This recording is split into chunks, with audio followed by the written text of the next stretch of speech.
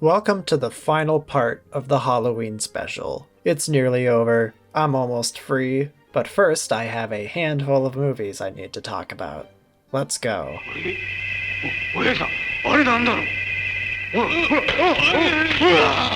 Oh hey, a non-Gamera Dai tokusatsu. The Earthlings must be stopped. Warning from Space is their first kaiju production, actually, releasing in 1956, making it one of the earliest kaiju films in color too, beating Rodan by 11 months. Also, fuck you, I'm watching the original Japanese cut. This is my list, I can do what I want. Deal with it. Anyways, the film is about a race of aliens, Pyrans as they're called, attempting to warn humanity about a rogue planet that's on its way to destroy the Earth. Their intentions are pure, but their presentation is sinister, so they send one of their own to disguise themselves as a human to be less creepy about it. Unfortunately, they chose a popular nightclub dancer, which complicates things a little. The plan is to launch all the nuclear weapons on Earth at the rogue planet, but it requires convincing the world that aliens exist, and, of course, there is some skepticism. As the rogue planet approaches, the Earth experiences catastrophe in an awesome display of miniature effects. This is a very simple movie. Themes of nuclear annihilation, an understandable commonality in Japanese kaiju films at the time, are very palpable here. The scenes where Tokyo evacuates from the oncoming Planet R are eerie considering what happened 11 years prior, and the film does a great job at conveying the panic and dread. The film has a great presentation too, with inventive establishing shots that show the film's use of color. There is an emphasis on environment here, which does well in foreshadowing how it will ultimately crumble in the wake of the rogue planet.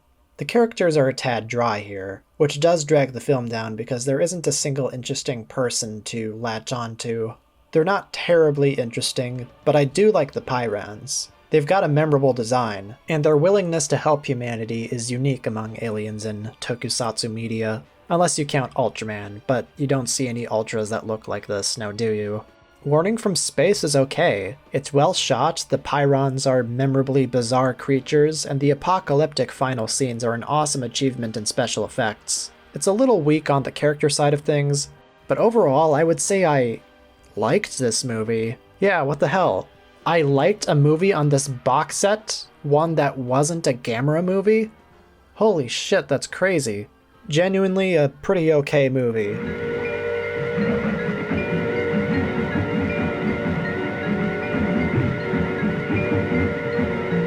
Wow, what do you know? We're right back to mediocrity.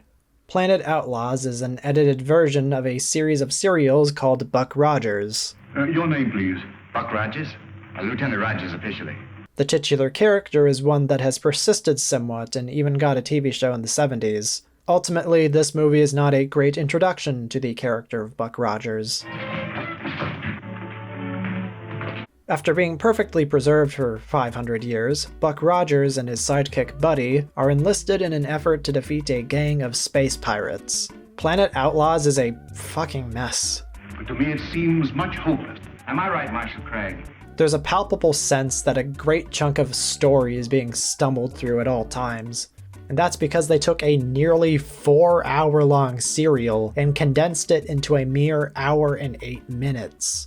The editing is never not jarring. Music is constantly cutting off awkwardly because they evidently didn't have access to the original audio track. It's a mess. There is a charm to this material though. The special effects are novel and there's plenty of action throughout. No doubt because it's 12 30-minute episodes being Frankenstein together. But yeah, if you ever plan to watch the serial, I wouldn't recommend Planet Outlaws, unless you've got exactly an hour and 8 minutes to live. In that case, it wouldn't hurt. Let's get them out of here. This gas is making me drowsy. The next movie is The Phantom Planet. Taking place in the distant future of 1980, an astronaut is trapped on an asteroid, which looks like a giant chicken nugget, and is inhabited by tiny people. When exposed to its atmosphere, he shrinks to their size and is held captive while his fellow astronauts try to find him. He also duels a guy for a mute lady's hand in marriage and were unfortunately subjected to his hairy chest. The dialogue here is ridiculous, it's so hokey. I grow more and more convinced But the wisest and best is to fix our attention on the good and on the beautiful. And we'll just take the time to look at it. And they spend a lot more time talking than they spend doing. Things pick up a little when it's revealed that the tiny people are under threat from another species of alien, ridiculous-looking creatures named Solarites.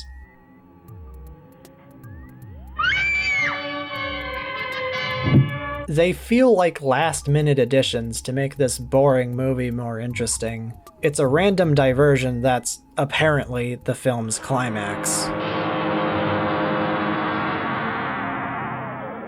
I can't help but compare this movie to a Twilight Zone episode with a similar premise. In The Little People, two astronauts discover a civilization of miniature people living on a desert planet. As one astronaut tries to fix the spaceship so they can go home, the other astronaut goes mad with power as he becomes the Little People's god, threatening to kill them if they don't worship him. He doesn't want to go home because he won't be able to lord over anyone anymore. It's a great episode because it knows how to use its simple premise to its fullest in a half-hour time slot. The crazy astronaut gives a hammy yet memorable performance, and it works as a little Aesop because of the ironic twist ending that puts him in his place. The best Twilight Zone episodes, in addition to having intelligent writing, feel like full experiences. When you stretch those premises to feature length, they're not as good, and that's the problem with so many of these sci-fi movies. They're simple stories that work best if adapted into little TV show episodes. They don't justify a feature length. This movie especially feels like it's spinning its wheels, with a simple, meandering story and hokey dialogue. There's a funny monster I wasn't expecting to see in a couple scenes, but it's still not worth it. The Phantom Planet isn't very good. Next movie.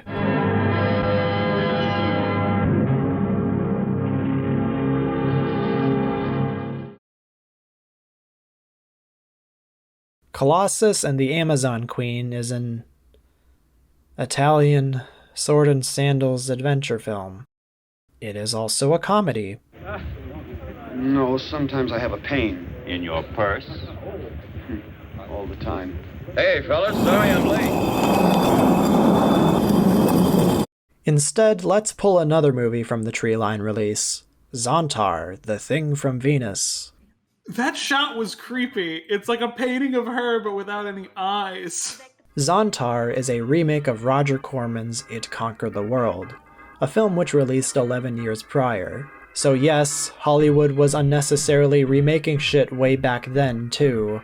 Well, my philosophy with remakes is that if the first go at the premise wasn't the best it could have been, and has the potential to be improved upon, a remake is welcomed. I'm only using the first It movie as an example. Chapter 2 was fucking awful. So a remake of a crummy early Roger Corman movie has a strong chance of being better. Rather bafflingly, Zontar might just be worse than the original. My husband is in an iron lung. Stop. What shall I do? The film concerns a man in a long-distance relationship with, and being groomed by, an alien named Zontar. He helps Zontar enact an evil plan to mind-control the human population of a small town. And it's up to his friend, played by B-movie actor John Eegah, to stop him. The action leaps off the screen as the characters sit around and talk for half the movie. You have time. Time for explanations. And when things actually happen, it somehow has zero energy. The climactic confrontation between former friends. One is standing up and the other is sitting down. Now they're both sitting down and the other's standing up! Oh!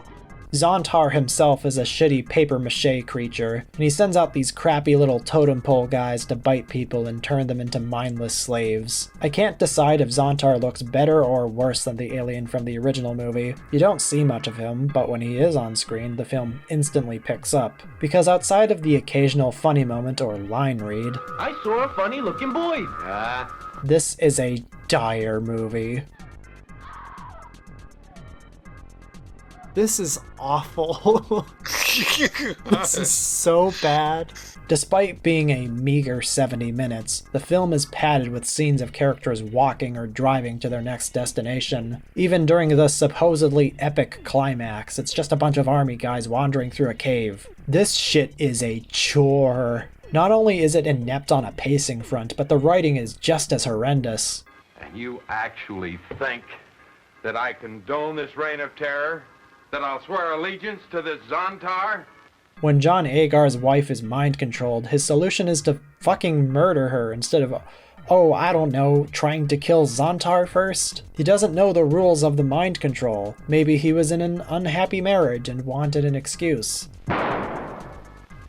This isn't a writing problem exclusive to the remake either. The original was just as baffling. It more or less has the same exact script. No effort was made to update it. I seen a funny-looking bird. I saw a funny-looking boy. The ending is totally anticlimactic too. After what feels like endless wandering through a cave, there's a struggle with Zontar that lasts for 5 seconds before he gets poofed out of existence by the worst laser beam effect I've ever seen.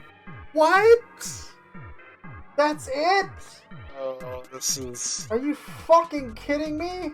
But hey, at least this movie has a laser beam effect, unlike Laser Mission. Zontar, the Thing from Venus, has its ironic charms with the bad acting and special effects, but it's bogged down by tedious pacing and a cold, graceless script. Not even a curiosity, this one. Stay far away.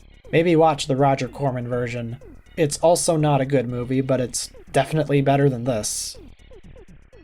Cosmos, War of the Planets is a 1977 space adventure film. A late 70s space adventure film. I wonder what could have influenced the filmmakers to create such a thing. Well, don't worry, this does not take major influence from that one. Miller? Huh? It's instead a retro throwback to a time when sci-fi adventure movies were aggressively dull.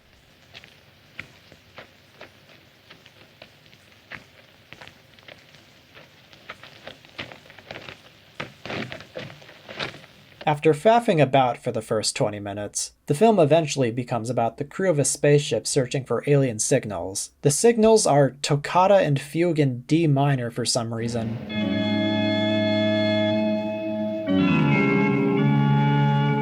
Works for me. It's Halloween. Crank that shit up. There seems to be a theme of over-reliance on technology, which manifests literally by them being killed by it. They encounter these cave goblins, and just the appearance of these things elevated the movie for me. They look like fucking Middle-earth orcs. What the hell are these guys doing in a sci-fi movie? Don't you hate it when you're having simulated space sex and this happens?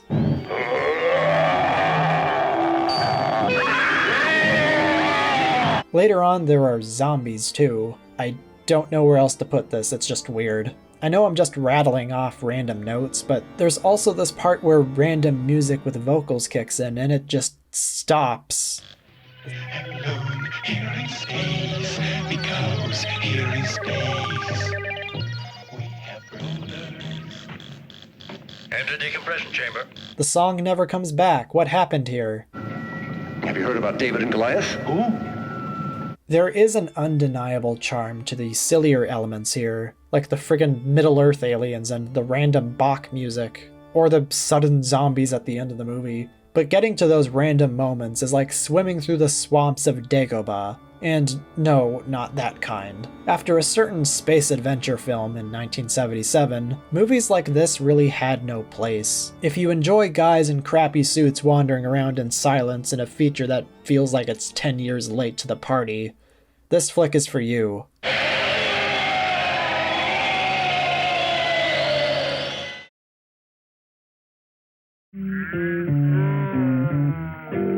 Eegah is not the noise you make when you're choking on food. It's actually the name of the penultimate film of this box set, and while it may not be the last, it certainly feels like the true final boss.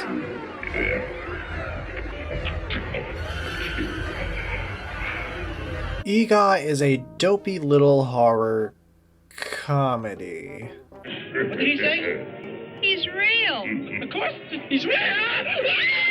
About a teenage caveman who falls in love with a girl. He eventually comes to civilization, and a monster movie happens. It's hard to talk about a movie this simple without just going over individual shortcomings and strange moments, so that's what I'll do. They're dead. Ew, dead people, how embarrassing. Eegah is full of padding. Here's an example. Early on, we see Roxy, the girl that Eegah is attracted to, come out of a store with a bathing suit. After a 30-second driving scene, she pulls up to meet her boyfriend Tom at a gas station. She then tells him she bought a swimsuit.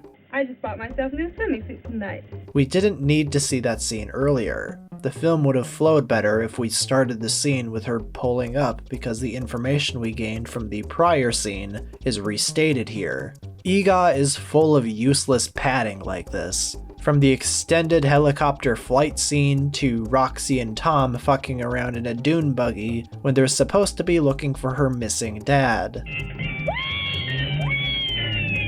Not to mention Tom's multiple little time-wasting songs. I was a fool.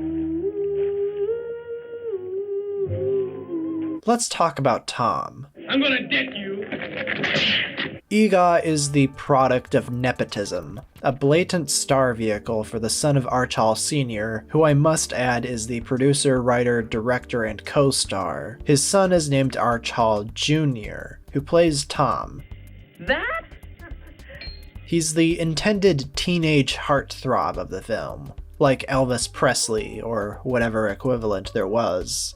He's apparently pretty good in a movie called The Sadist, which is in another Mill Creek box set, and I will eventually cover it. But he really isn't very good here, especially when he starts singing. I love you, Vic.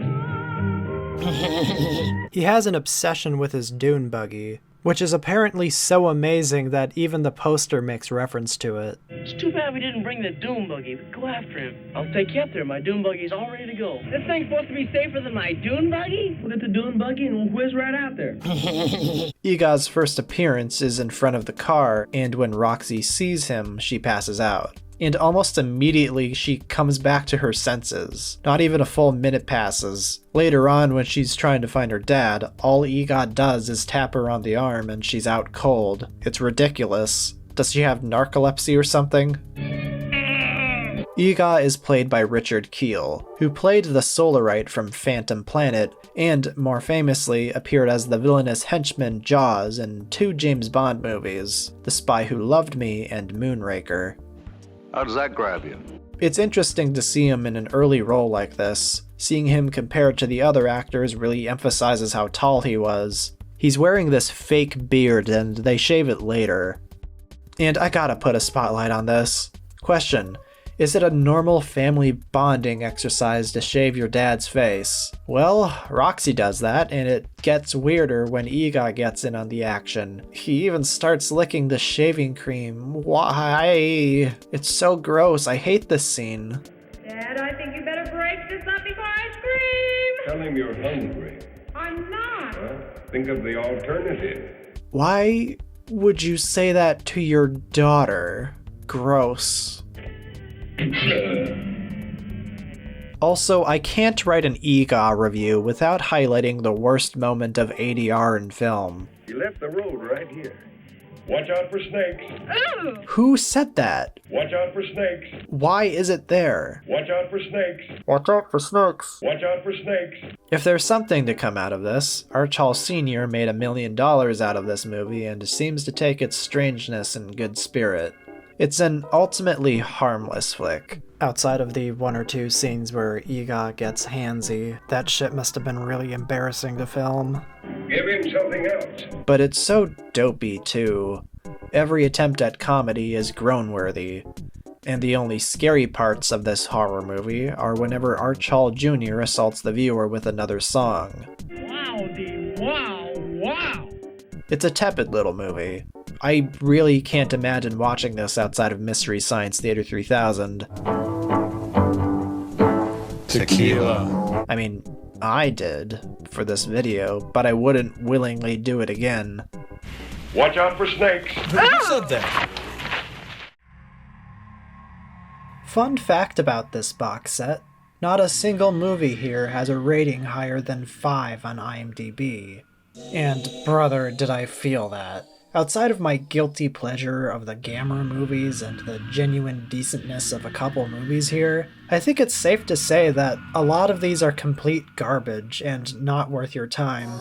I went into this video with optimism. The previous box set I reviewed had some good movies in it, but most of these films felt like the leftover scraps of what could have been on the horror box set. In fact, out of the 50 movies here, 13 movies aren't even pure science fiction. They were so strapped for science fiction movies that they resorted to fucking jungle adventure and mythology movies.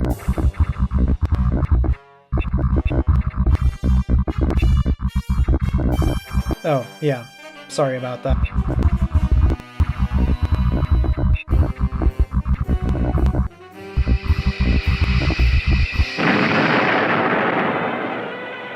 Oh hey, Gamera. I haven't seen you since part 2. Where the hell have you been?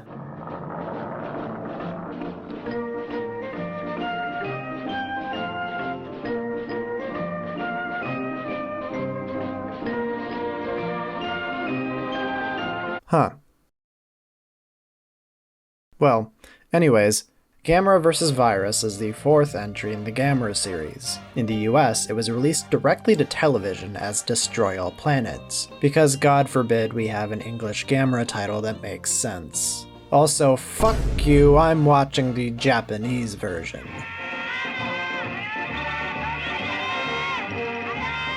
The film's opening is kinda badass. Gamera stops the first wave of an alien species by destroying their giant bumblebee butt ship, and their final words are,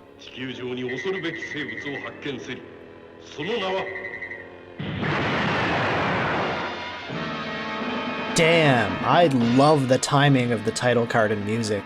It's a moment that's missing in the American cut because they use this dumb Destroy All Planets title. We found a deadly creature protecting the Earth. Its name is... Virus isn't even trying to destroy the Earth. I mean, come on. He just stole part of the ship. He took He it. just stole the boob. It was the first to establish a definitive plot structure that would be used throughout the rest of Gamera's Showa era. 2 kids befriend Gamera, and a new monster appears to fight him. Gamera is usually incapacitated in some way too, but he eventually breaks free and fights the monster one more time. In the case of this film, the 2 kids are Boy Scouts, Masao and Jim, and the monster in question is the alien kaiju Virus, who descends from space with a crew of disguised henchmen. After being humiliated by the boys, the aliens fuse to make Virus giant-sized.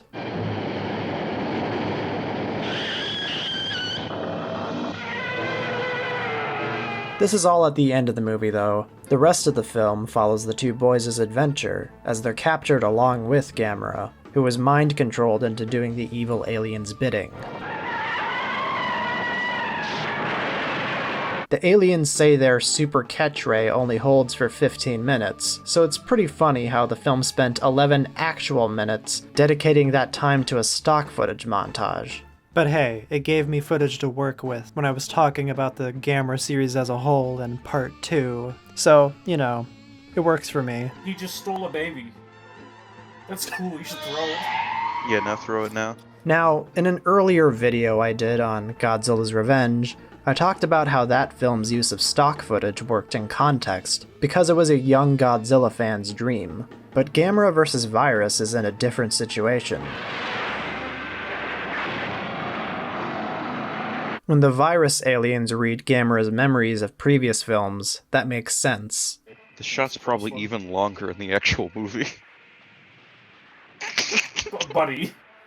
Dude, come on. You had no reason to hit that. It's blatant padding, but it would be acceptable if it were 2 minutes instead of the 11 that it is. But, you know, it makes sense. What doesn't make sense is when they use stock footage from the first movie to depict the current in-universe rampage the aliens send him on. And it's in black and white. Noticing a little Yeah, there's a issue bit of a here. problem here. Yeah, there's a bit of a problem here. Something's a little Doesn't different. quite look like the rest of the movie, I'm honest. Something's a little different about this sequence. It's awfully The familiar. fucking balls on them to do this. Alright, so on to individual observations.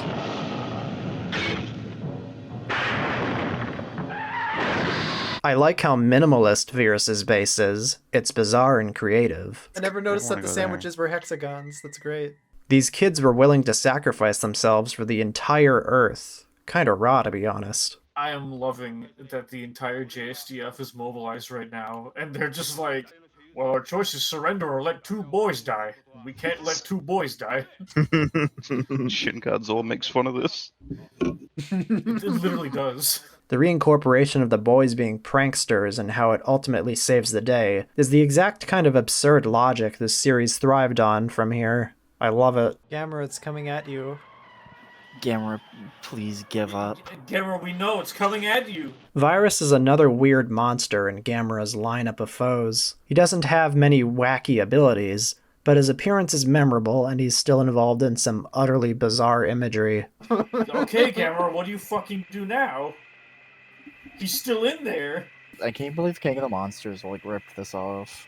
Gamera gets absolutely fucked up in his fight with Viras too. The dude gets impaled by Virus' head and god damn is that gnarly. Oh my god! He's dead.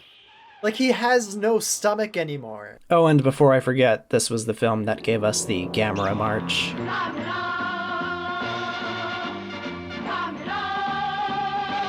Overall, this is probably on the lower half of the quality spectrum of Gamera films. Jim! Oh, Jim! Oh, Jim! Oh, Jim! It's not the worst, but it's not a very good movie either. I felt like I watched like a 2.5-hour movie. It kinda, yeah, it's a bit sluggish. That was shit. It was awesome. Regardless of its shortcomings in pacing, it is pretty entertaining. Virus is a fun villain, and the absurd moments go a long way in endearing the film to me.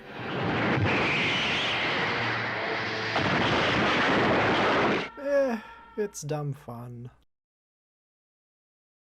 Okay, so now we're done.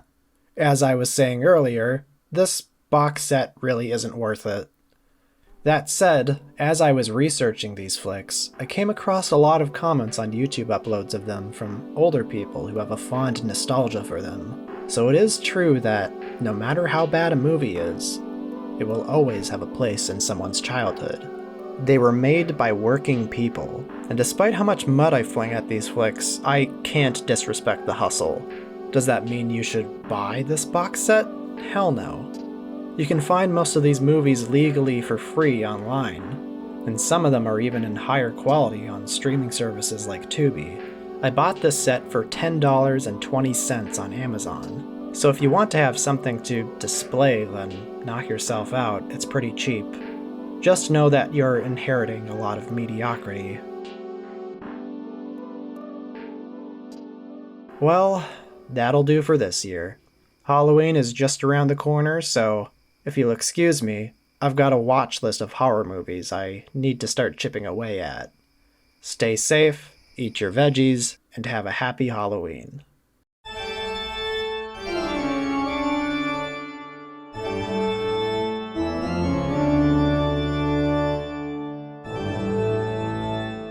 And now, a shout out to my $5 patrons. Avak Robot, Dante Infante, Ziggy Zigra, It's Godzi, Big Odilo, Inactual Dimetrodon, CMG, Red Comet Harry, and Marpzilla. Thank you very much.